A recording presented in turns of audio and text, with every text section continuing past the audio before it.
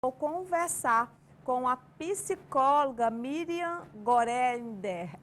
Como é que seu nome é tão bonito, mas é diferente. As pessoas me falam assim, Miriam, o meu nome é Carla Oi, Berger. Carla. Oi, tudo bem? As pessoas falam Tudo assim bem, comigo. Carla? O meu nome é Carla Berger. Muitas pessoas falam Carla Berger, outras falam Carla Berger. E o seu nome é bem diferente, Gorender, é É, isso? isso, exatamente. E eu sou psiquiatra, não sou Ah, psicóloga. psiquiatra, então tá Sou bom. médica psiquiatra. Miriam, às vezes quando a gente tem um nome assim meio diferente, as pessoas às vezes pronunciam de uma forma diferente, mas ainda bem que eu pronunciei seu nome corretamente, hein? Certíssimo. Ai, que maravilha. Bom, nós vamos falar aí sobre a síndrome de burnout. Inclusive, a gente fez uma enquete aqui no nosso programa, eu estava perguntando para as pessoas, né? Sente estressada, quem acha que é estressado, quem acha que não é estressado, embora a gente entenda que no meio de tudo isso que a gente está vivendo, a pandemia da Covid-19, ela acabou trazendo muito mais estresse para a nossa vida, né? Primeiro explica para a gente o que é a síndrome de burnout. Boa noite, seja bem-vinda ao programa, viu? Boa noite, muito obrigada pelo convite, Carla. Boa noite a todos os espectadores. Então, a síndrome de burnout é também chamada da síndrome de esgotamento profissional. Ela não é simplesmente um estresse qualquer, é uma consequência de anos e anos de uma situação de trabalho muito estressante. Geralmente, o que acontece é que são pessoas que são muito idealistas, que entram num determinado trabalho com uma visão muito idealizada, uma visão que espera muito da própria performance e do próprio trabalho e que batem de frente, geralmente, inclusive, são pessoas que lidam com o público, então trabalhadores de saúde, assistentes sociais, policiais, educadores, todas essas pessoas têm uma incidência muito grande de burnout. Os médicos, por exemplo, no mínimo 50% têm burnout, mas para que chegue a ter burnout, é preciso a pessoa passar por anos, em geral, anos e anos de situações estressantes no cotidiano do trabalho, porque é uma síndrome ligada diretamente ao trabalho.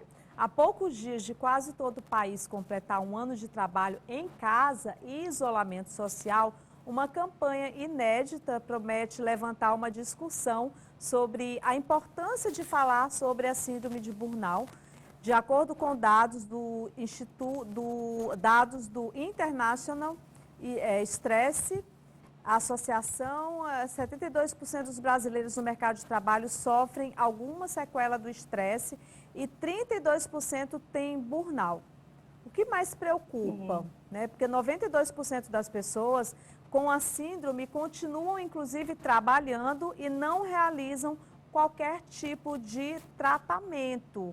Ou seja, esse foi um trabalho realizado, exatamente uma campanha aí que promete levantar essa discussão, haja visto que nós estamos aí completando quase um ano de trabalho realmente em casa e no isolamento social. Então, olha só, quando a pessoa começa a sofrer um estresse agudo, você tem uma série de reações fisiológicas, emocionais, então você tem adrenalina, cortisol, você aumenta o batimento cardíaco, ok, mas isso é aquele estresse isolado. Se isso se perpetua, a pessoa tem que ir adaptando o organismo àquela situação de estresse contínuo. E isso vai tendo consequências na imunidade, nos seus hormônios, no seu metabolismo. O problema é que chega uma hora em que essas reservas do organismo para lidar com o estresse se esgotam. Por isso a gente fala em esgotamento profissional. E aí o que acontece? A pessoa é mais do que uma simples perda de motivação, a pessoa fica esvaziada, a pessoa tem perda de energia, tem sintomas depressivos, tem sintomas ansiosos.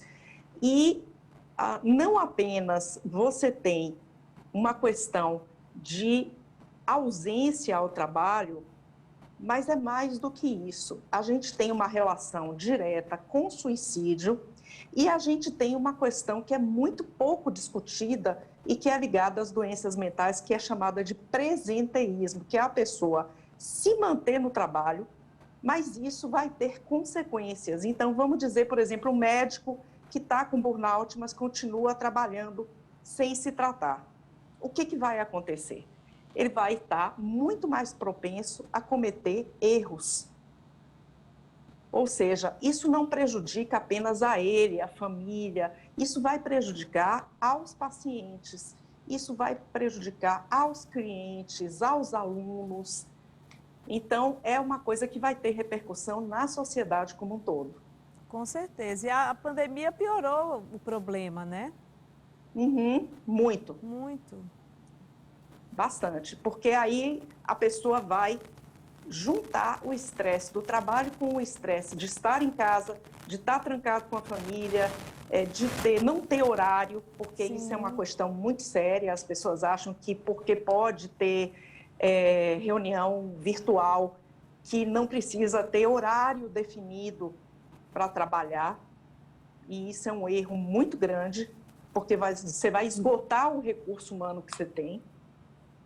E é preciso ficar muito atento a tudo isso, né, Miriam? Sim. Olha, para tentar viralizar o assunto, a Associação Brasileira de Psiquiatria fez uma parceria com a Alexa, né? Pela primeira vez, a inteligência artificial da Amazon surpreendeu seus usuários ao ser questionada se está tudo bem. A pergunta é uma das mais realizadas aos serviços de voz. Até hoje, a resposta foi sempre a mesma. E olha, não só no Brasil, mas no mundo. Só que no dia 9 isso mudou. A Alexa simulou que estava com burnout, o que movimentou as redes sociais. Ou seja, a ideia é exatamente levantar a discussão sobre o assunto. Vamos aproveitar, inclusive, Miriam, para ver como é que foi essa ação. A gente tem um vídeo aqui.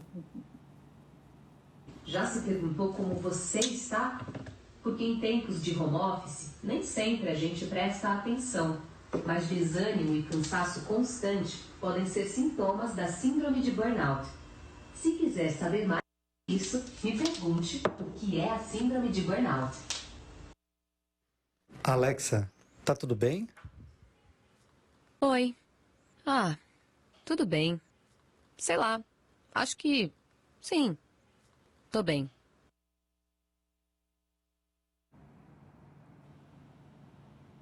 Pois é. Muito interessante aí essa ação e eu queria inclusive que você falasse, comentasse um pouquinho para as pessoas que estão aí assistindo o nosso programa agora. Essa ação muito importante, hein? Uma parceria, na verdade, que está sendo realmente fundamental, hein? Foi uma ação muito boa da ABP, da Associação Brasileira de Psiquiatria, porque tem um alcance muito amplo e porque demonstra às pessoas como é importante poder falar e poder pedir ajuda, poder reconhecer que não está bem, né? E enquanto a gente não reconhece que tem um problema, não vai procurar nem aceitar ajuda. É difícil a gente aceitar, é difícil a gente procurar ajuda. E aí a gente aproveita a oportunidade da audiência do nosso programa, dessa entrevista maravilhosa aqui com você, esclarecendo muito sobre a síndrome de burnout, para ressaltar para quem está assistindo aí o nosso programa a importância do tratamento. O tratamento, ele é fundamental. Como ajudar, como tratar, como fazer o tratamento. As pessoas ao nosso redor, elas também podem nos ajudar. Muitas vezes elas identificam muito mais do que a gente mesmo, porque às vezes é difícil a gente aceitar que a gente está com estresse, que a gente está com problema, que a gente está com uma depressão, com uma ansiedade e até, quem sabe, uma síndrome de burnout. É difícil aceitar, né? Agora, no caso do burnout, é importante não apenas tratar, mas prevenir, né? Então, a gente tem que começar a pensar no sentido de prevenir o burnout em termos de um lado, uma melhora de condições de trabalho, mas, de outro lado também, verificar pessoas que são susceptíveis, né?